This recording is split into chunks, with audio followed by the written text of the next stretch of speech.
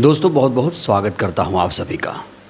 जब कोई हिंदू राष्ट्र बोलता है हमारे देश को, जो कि धर्मनिरपेक्ष राष्ट्र है, कोई भी व्यक्ति अगर ये कहता है आपसे कि हमारा देश हिंदू राष्ट्र है या फिर हिंदू राष्ट्र बनेगा, तो जो व्यक्ति ऐसा कहता है इसका सीधा सा मतलब यही है कि उसे संविधान में बिल्कुल भी भरोसा नहीं है। उसे अंबेडकर जी से बहुत ज़्यादा नफ़रत है, उसे संविधान से बहुत ज़्यादा दिक्कत है। अब आप लोग ये सोच रहे होंगे कि भाई ऐसे कौन से लोग हैं जो हिंदू राष्ट्र की बात करते हैं, जो हिंदू राष्ट्र बनाना चाहते हैं, जिनके लिए हिंदू राष्ट्र ये देश बन चुका है।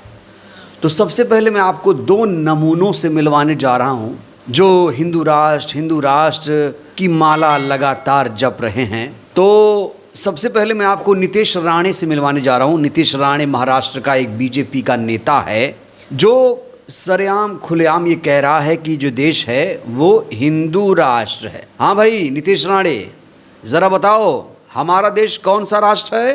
वो टिपिया के बारे में क्यों सिखाना चाहिए जिसने हिंदुओं का द्वेष किया? अब हमारा ये हिंदू राष्ट्र है, हमारे हिंदू राष्ट्र के अंदर हम हमारे सनातन धर्म के बारे में ही सिखाएंगे। तो भाई नीतीश राणे ने ये मान लिया है कि हमारा देश हिंदू राष्ट्र है। मतलब नीतीश राणे ये कह रहा है कि वो संविधान को नहीं मानता है, वो बाबा साहब के संविधान पर यकीन नहीं करता है। इसका यही तो मतलब हुआ। तो जहाँ नीतीश राणे ये कह रहा है कि ये हिंदू राष्ट्र बन चुका है, तो वहीं पर एक बाबा, जिसे पाखंडी बाबा बहुत सारे लोग कहते हैं, जो धीरेंद्र शास्त्री है, धीरेंद्र शास्त्री की अलग ही पीड़ा है। धीरेंद्र शास्त्री नीतीश राणे के बयान से लगता है सहमत नहीं है। नीतीश राणे कह रहा है कि भाई ये जो देश है वो हिंदू राष्ट्र है, लेकिन ये जो बाबा है, जो प्रधानमंत्री का छोटा भाई है, वो ये कह रहा है नहीं नहीं ये हिंदू राष्ट्र नहीं है, लेकिन हम इसे हिंदू राष्ट्र बनाएंगे। तो चलिए बिना देर किए मैं आपको दिखा ही देता हूँ कि ये बाबा कितनी मेहनत कर रहा है इस देश को हिंदू राष्ट्र बनाने के लिए। ज़रा आप लोग भी देख लीजिए। साधुवाद हम दे रहे हैं और भारत हिंदू राष्ट्र 7 नवंबर से 16 नवंबर तक सामाजिक समरसता के लिए और भारत को हिंदू राष्ट्र बनाने के लिए हम पदयात्रा करने वाले हैं। उसके लिए विश्वनाथ भगवान के चरणों में आज हमने प्रार्थना की। देश को बचाना है, जो पड़ोसी मुल्कों में हालात हैं उसके जैसे हालात यदि भारत में नहीं करवाना है तो देश में सामाजिक समरसता जरूरी है, वैमनस्यता दूर करना बहुत जरूरी है, हिंदू राष्ट्र घोषित होना भारत का बहुत जरूरी है। अघोषित रूप से भारत हिंदू राष्ट्र है, लोगों के विचारों में, दिलों में भारत को हिंदू राष्ट्र करना जरूरी है। यहाँ से हम गया जी जाएंगे, पितृपक्ष के पावन पर्व 2 दिन तक उत्सव मनाएंगे। तो बाबा लगातार ऐसी बातें कर रहा है, ऐसे पहली बार नहीं है दोस्तों। आप लोगों ने कई बार इसके बयान सुने होंगे, वीडियोस देखे होंगे, लेकिन ये ताज़ा वीडियो मैंने आपको दिखाया जिसमें 7 नवंबर से एक यात्रा शुरू करने की बात कही जा रही है। उत्तर प्रदेश का ये वीडियो है।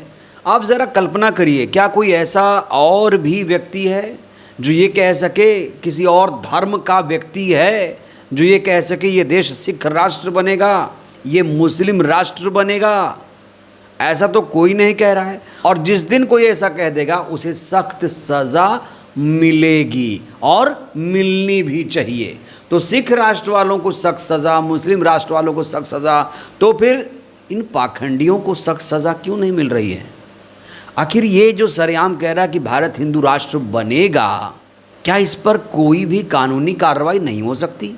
दोस्तों ऐसा नहीं है कि नीतीश राणे और धीरेंद्र शास्त्री जैसे लोग ही हिंदू राष्ट्र या फिर मनुस्मृति की बात कर रहे हों। ये हैं रामभद्राचार्य। ये रामभद्राचार्य हैं जिन्हें जगत गुरु की संज्ञा दी गई है। बीते दिनों इन्होंने मेरठ में, उत्तर प्रदेश के मेरठ में, जो कि पश्चिमी उत्तर प्रदेश में आता है, उन्होंने कहा कि आज हिंदुओं पर बड़ा संकट है और यहाँ आकर मिनी पाकिस्तान जैसा लगता है। भाई इनकी आंखों से दिखाई नहीं देता है तो फिर इन्हें पश्चिमी उत्तर प्रदेश मिनी पाकिस्तान कैसे लगा, और मिनी पाकिस्तान से इनका तात्पर्य क्या है? तो रामभद्राचार्य के इस बयान पर लोगों की तरह तरह की प्रतिक्रियाएं सामने आ रही हैं। इस बीच चंद्रशेखर आज़ाद ने रामभद्राचार्य को करारा जवाब दिया है। जी हाँ दोस्तों, रामभद्राचार्य का नाम लेकर चंद्रशेखर आज़ाद ने जो कुछ कहा उससे कहीं ना कहीं रामभद्राचार्य जैसे लोगों के होश उड़ गए होंगे। लेकिन चंद्रशेखर आज़ाद का बयान दिखाने से पहले मैं आपको रामभद्राचार्य का एक वीडियो दिखाने जा रहा हूँ जिसमें रामभद्राचार्य से जब पूछा गया कि ये बताओ रामभद्राचार्य, मनुस्मृति बड़ी या फिर संविधान, तो फिर रामभद्राचार्य ने क्या कहा आप लोग खुद ही सुन लीजिए। आप संविधान में मानते हैं या मनुस्मृति में? मनुस्मृति भारत का प्रथम संविधान है और मनुस्मृति में एक भी ऐसा वाक्य नहीं है जो भारतीय संविधान के विरुद्ध हो। लेकिन भारतीय संविधान के निर्माता हैं डॉक्टर भीमराव अम्बेडकर, उन्होंने आप यह वाक्य वापस लीजिए जी, वो निर्माता नहीं है, वो 100 लोगों की कमेटी थी, सबने मिलकर बनाए थे, वो नहीं बनाए थे। नहीं, लेकिन वो उसके अध्यक्ष थे और उससे क्या होता वो तो सब, और वो उसके अगवा थे। उन्होंने मनुस्मृति की प्रतियां जलाई, तो आप कह रहे हैं वो सबसे पहला संविधान है और डॉक्टर भीमराव अम्बेडकर ने मनुस्मृति को माना कि अन्याय का ग्रंथ है। सुनिए, मुझे दुख की बात क्या है, यदि अम्बेडकर साहब को संस्कृत आती होती ना, ऐसी गलती नहीं करते। मनुस्मृति अंग्रेजी की व्याख्या देकर उन्होंने मनुस्मृति चलाई, उनकी जीवन की बहुत बड़ी गलती थी। उन्हें यहाँ तो संस्कृत नहीं पढ़ने दी गई, उनको तो खुद जर्मनी जाकर इसे पढ़ना पड़ा। ऐसा नहीं, संस्कृत पढ़ने से हमारे यहाँ किसी को नहीं रोका गया। क्या आप बाबा अम्बेडकर को सामाजिक न्याय का नायक मानते हैं? कहीं कहीं बिल्कुल नहीं, मनुस्मृति में जलाया उन्होंने, बिल्कुल नहीं मानता। तो रामभद्राचार्य के मुताबिक मनुस्मृति पहला संविधान है और जो लोग हिंदू राष्ट्र कहते हैं उनके लिए क्या है, मनुस्मृति ही संविधान है। और जो मनुस्मृति की तारीफ करते हैं उनका मतलब क्या है, ये देश हिंदू राष्ट्र होना चाहिए।